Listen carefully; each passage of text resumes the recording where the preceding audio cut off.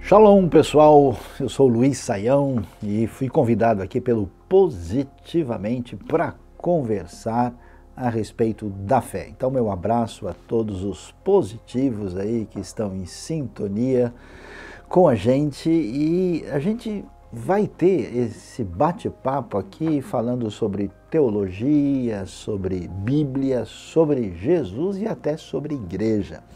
Então fique ligado, porque esse é um assunto que, querendo ou não, mexe com a cabeça de todo mundo. E a gente começa falando sobre esse papo de teologia. O que quer dizer isso? Como é que funciona? Por onde é que a gente começa para falar a respeito desse assunto? Então vamos lá. Quando a gente fala a própria palavra teologia, né, theos e logos, né, tem a ver com o estudo a respeito de Deus.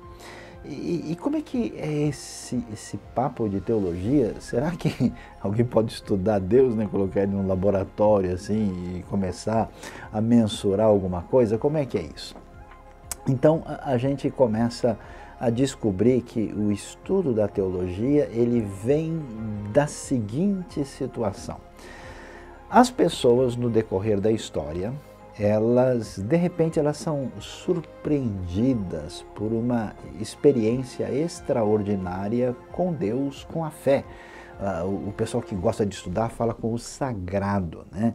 Eu me lembro do C.S. Lewis, que foi um grande catedrático de literatura na Inglaterra, e ele, quando teve a sua experiência com Deus, ele escreveu um livro chamado Surpreendido pela Alegria, né?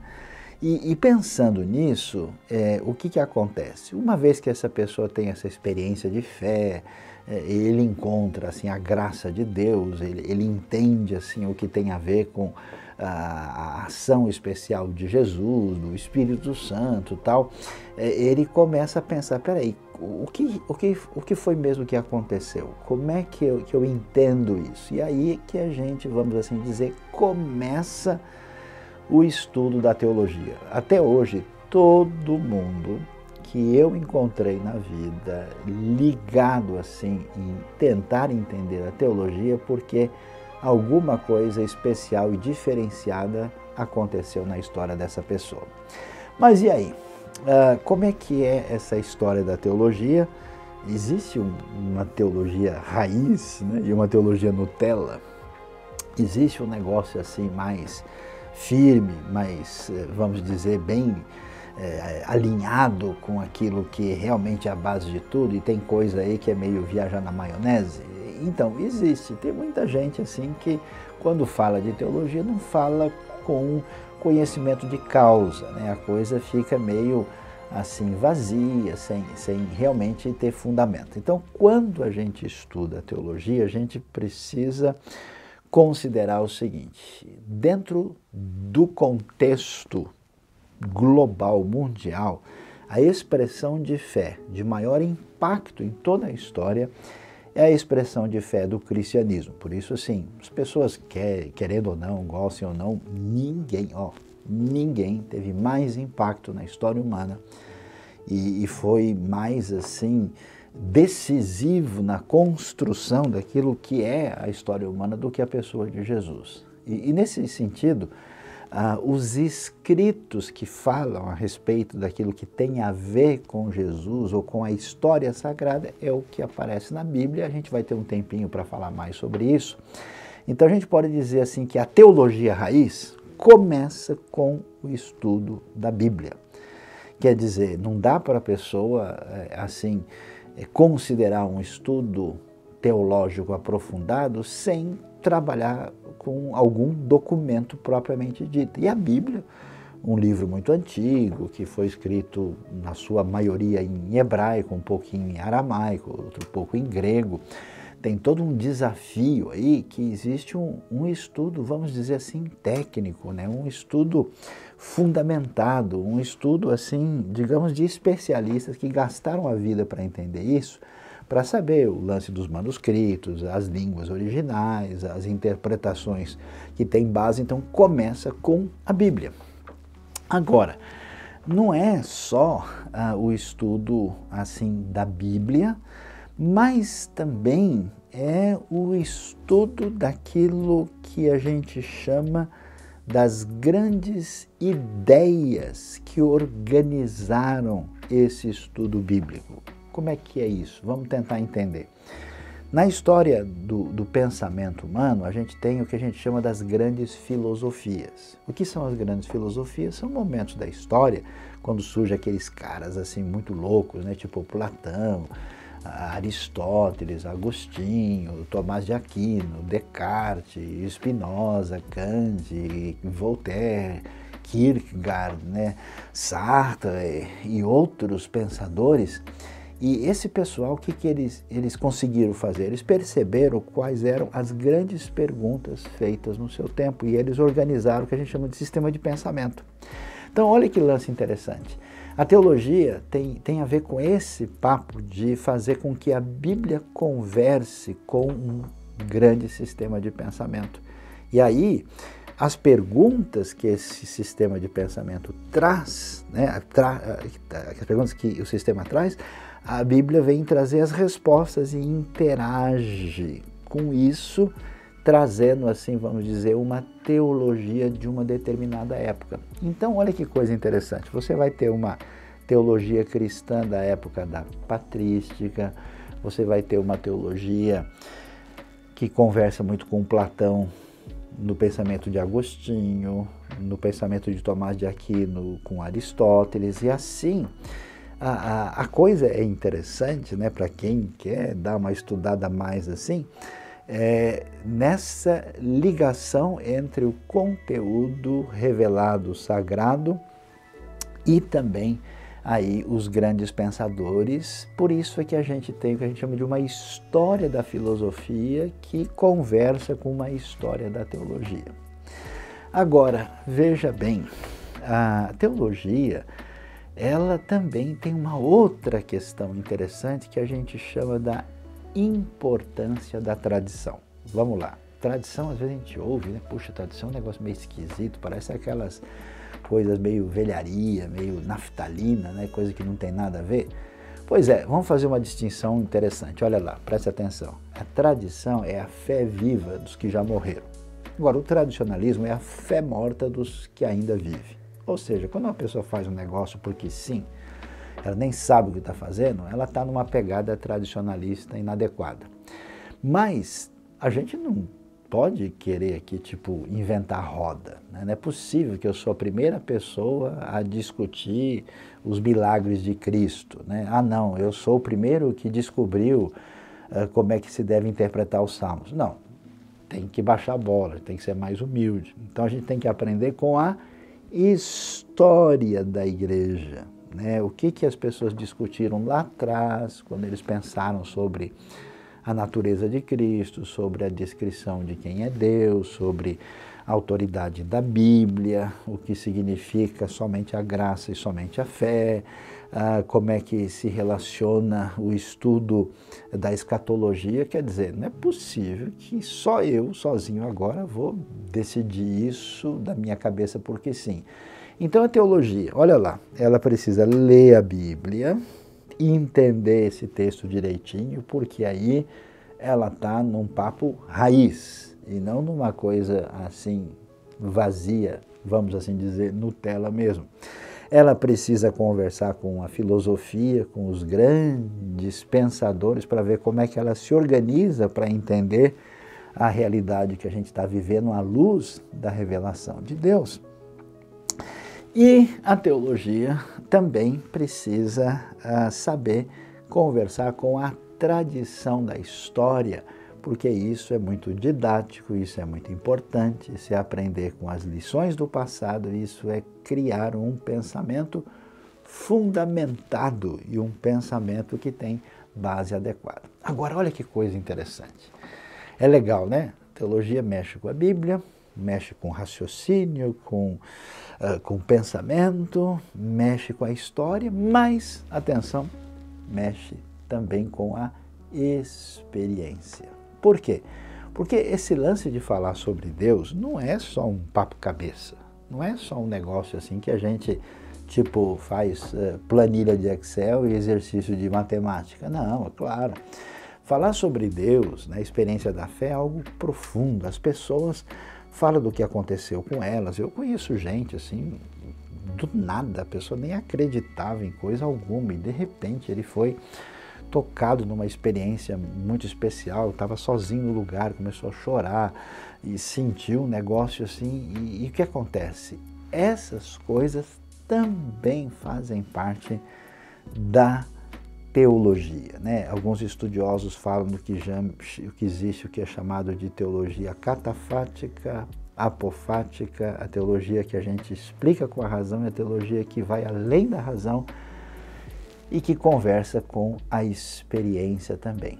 Então, historicamente, tantas pessoas na própria caminhada da fé, eles contam o que sentiram, o que viram. Alguns tiveram até visões, alguns tiveram sonhos inexplicáveis, alguns tiveram curas maravilhosas, outras pessoas tiveram uma sensação tão profunda do amor de Deus. Quer dizer, isso também faz parte dessa conversa. Olha só, né? Eu diria assim que a teologia é um prato cheio, né? Tem coisas variadas que a gente precisa entender como elas se relacionam, como é que a gente organiza isso na busca de um entendimento, né, racional, um entendimento existencial e profundamente pessoal e até místico da relação com Deus e com a fé que temos a partir da revelação divina. Agora, quando a gente entende isso, o que a gente percebe é que para a gente prosseguir no caminho da teologia, é preciso, não tem jeito, galera, precisa estudar. Então, assim, você precisa dar um passo, conhecer um assunto, ver o que o pessoal diz, uma teologia que, inclusive, contempla todos esses elementos e que ajuda a gente a crescer nesse assunto. Agora, você deve estar pensando, poxa, o professor Sayão, está falando tanto de teologia, para lá e para cá, mas tem tanta coisa, tem tanta gente dizendo tanta coisa sobre o assunto que a gente não sabe nem por onde começar. Pois é, aí é que está a situação. Pensa numa pessoa, por exemplo, que não sabe nada sobre medicamentos, sobre substância, ele só sabe que ele tem que tomar remédio. Aí, de repente, ele precisa fazer um tratamento. E aí ele vai começar a conversar com o médico, com o farmacêutico, ele vai começar a entender, olha, esse remédio sim, esse remédio não, isso aqui serve, isso aqui não serve, isso aqui tem aquela substância, aí você começa a clarear o pensamento. Então preste atenção. Na teologia cristã, a gente tem certas coisas que são fundamentais, que são essenciais, que, vamos assim dizer, sem isso, a gente não consegue caminhar para lugar nenhum. E tem coisa, digamos assim, que é secundária, que a gente não faz sentido as pessoas terem grandes polêmicas e brigas a respeito disso. Por isso que na tradição cristã tem um negócio interessante que parece ruim, mas não é necessariamente ruim, que existem grupos cristãos de perspectivas diferentes. Então, a gente até fala que é importante a gente ter unidade, e preste atenção, unidade não é a mesma coisa que uniformidade. Então, o estudo aprofundado da teologia vai, por exemplo, dizer para a gente que é muito importante entender quem Deus é, o Deus único, o Deus revelado nas Escrituras, o Deus que é o Senhor do universo, o Deus que é o Criador de tudo, que tem os seus atributos, ele é onisciente, onipresente, onipotente, o Deus que tem todo o poder, que é absolutamente santo e, portanto, ele reprova toda maldade e pecado, mas ao mesmo tempo ele é misericordioso, bondoso e amoroso. Esse Deus se revela historicamente na pessoa de Cristo Jesus, por isso toda a tradição cristã entende que o Deus único também é o Deus que se revela nas pessoas do Pai, do Filho e do Espírito Santo, esse mistério da triunidade divina que nós encontramos com clareza na tradição cristã desde o seu início. Além disso, nós vamos descobrir que esse Deus se revelou a nós. E essa revelação de Deus, num certo sentido, a gente percebe a existência de Deus na criação, a gente mesmo, a imagem de Deus, criados por Ele, a gente tem consciência ética, consciência de existência própria. A gente tem elementos que apontam para a existência de Deus, e essa revelação geral de Deus está disponível, mas Deus se revela especificamente em Cristo Jesus e se revela objetivamente nas Escrituras Sagradas para que venhamos a conhecer a sua vontade para nós. Nesse sentido, toda tradição cristã entende a prioridade, o lugar essencial e fundamental das Escrituras Sagradas, ponto de partida de toda a tradição cristã. E, portanto, caminhando para aquilo que é mais um consenso, por exemplo, da tradição evangélica, nós vamos ter essa ideia tão importante de sola escritura, ou seja, um lugar especial da Bíblia na construção da teologia. Agora, é importante demais entender o que é que Deus, bem entendido, quem Ele é, quem é a pessoa de Cristo, totalmente divino, totalmente humano, a Escritura, qual que é o grande projeto de Deus. Aí a gente entra na história tão importante da redenção e da salvação. E aí a teologia vai falar muito dessa cristologia e soteriologia, ou seja, a doutrina da salvação, afirmando com clareza que somos salvos pela fé, pela graça, pela obra de Cristo Jesus na cruz por nós, que morreu em favor dos nossos pecados. Ele é o Cordeiro de Deus que tira o pecado do mundo. Essa ideia ela é fundamental em toda a tradição cristã. Então veja bem, se alguém rejeita algum desses elementos fundamentais, de fato a pessoa está se colocando num distanciamento da teologia cristã. Mas existem outras coisas do tipo: como é que deve ser a organização de uma igreja? Que tipo de governo ela deve ter? Será que esse governo deve ser mais centralizado, menos? Deve ser um governo de presbíteros, ou deve ser um governo episcopal, ou mais diretamente ligado à Assembleia? Isso é um ponto secundário. Qual que deve ser a forma de batismo? Se deve ser com mais água, com menos água? Em que idade? Como é que isso deve acontecer? Como é que a igreja deve fazer com a sua comunhão? Ela celebra essa ceia ou santa ceia de um jeito ou de outro? Como é que vão chamar as pessoas que servem na igreja? Se a gente dá o nome de evangelista, de presbítero, de diácono, de padre, de pastor, de bispo. Percebe? Essas coisas, elas são o que a gente chama de coisas menores. Qual é o detalhamento do seu entendimento sobre os dons do Espírito Santo? Se você entende a escatologia com mais ênfase ou menos ênfase, se você é pré-milenista ou não é. Essas coisas são importantes, mas atenção, elas são secundárias e estão num outro patamar. Então, a teologia raiz fundamental, dessa a gente não pode abrir mão e continuar achando que a gente está pensando com esse paradigma cristão. Não, não dá. Aí é muito claro, Então você está numa outra pegada que não é da Escritura.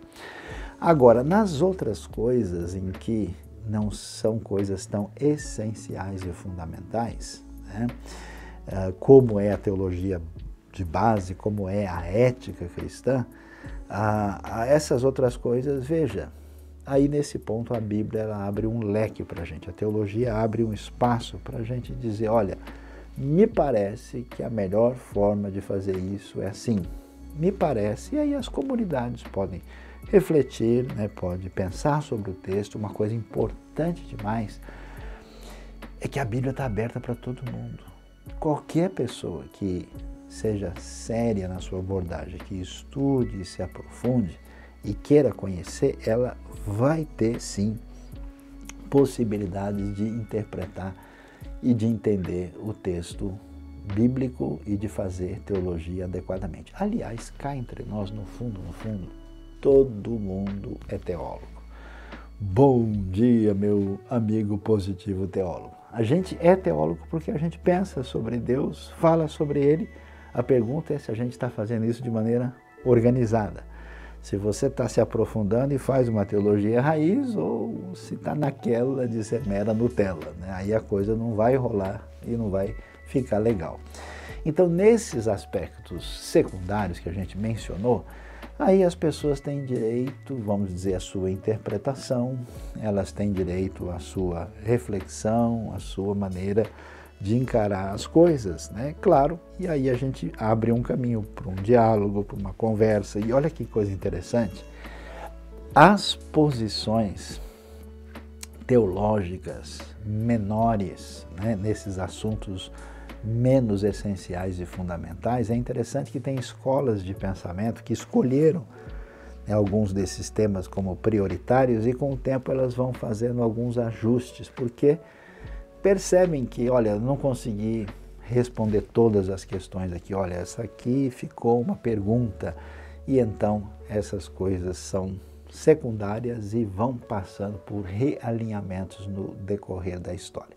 Isso é importante porque aí a teologia, ela continua prolífica, ela é essencial, a sua base não muda, mas ela é simplesmente aberta à sua formulação e reformulação em função do seu diálogo com o novo contexto à nossa volta. E a gente encerra dizendo que também a teologia tem um aspecto muito importante, que ela precisa falar ao coração das pessoas na dimensão em que elas se encontram. Por isso a Bíblia é interessante, a teologia é interessante, ela é ampla. Ela é grandiosa na sua diversidade, de modo que às vezes tem uma dor maior no coração das pessoas e uma pergunta mais profunda no contexto da sociedade. Então, nesse momento, alguns aspectos da teologia da Bíblia ganham atenção maior e começam a responder, a interagir com essa nova realidade. Assim você vai ver teologia, por exemplo, com um enfoque muitas vezes mais existencial, mais metafísico, mais social, mais, às vezes, místico, por causa da necessidade que aquele contexto tem de receber a mensagem, a palavra divina. É como se fosse assim, um canal de água por onde passa a expressão da comunicação de Deus para conectar as pessoas, para ter um entendimento maior de quem Deus é, do que diz a Bíblia e do que significa a pessoa bendita de Cristo Jesus. Então fique ligado, esteja sintonizado com a gente, porque o nosso papo vai ser muito interessante. Aqui você já tem uma ideia muito essencial de teologia, juntos, fundamentados na teologia raiz, na teologia fundamental e até claramente unidos naquilo que é essencial e com bastante tolerância naquilo que não é tão fundamental. Um abraço para todos, fique ligado. Professor Luiz Saião aqui no Positivamente falando sobre teologia. Quem mexeu no meu livro? Você agora é o meu convidado a fazer parte desse nosso curso para entender a Bíblia a partir do seu sentido original, da maneira como os discípulos de Jesus aprenderam para entender a coisa raiz. Quem mexeu no meu livro? Por que entenderam diferente? Venha comigo, professor Luiz Saião, nesse curso imperdível.